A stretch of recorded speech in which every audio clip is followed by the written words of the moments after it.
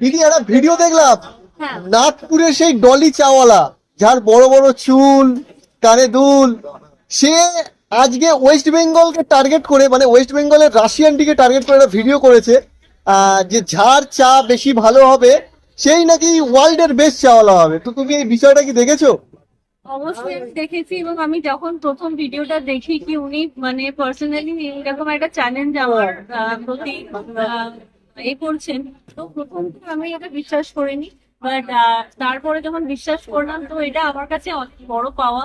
Because আমার মোটামুটি বেশি দিন হয়নি এই ফিল্ডে আমি এসেছি।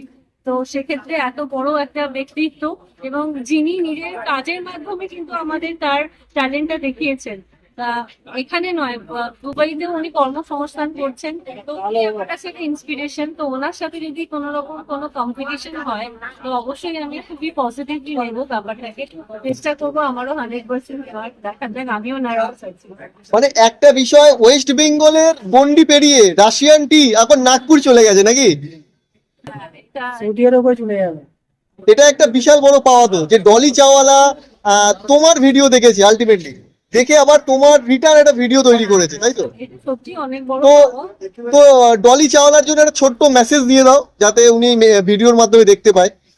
मिस्टर डॉली, पहले तो आपको मेरे तहे दिल से शुक्रिया कि आप ये वीडियो बनाए। और आपका और मेरा कोई कंपटीशन हो ही नहीं सकता है, बिकॉज आप बहुत पहले ये फील्ड में हैं, बहुत स्ट्रगल किए, और आप मेरे लिए एक इंस्पिरेशन हो।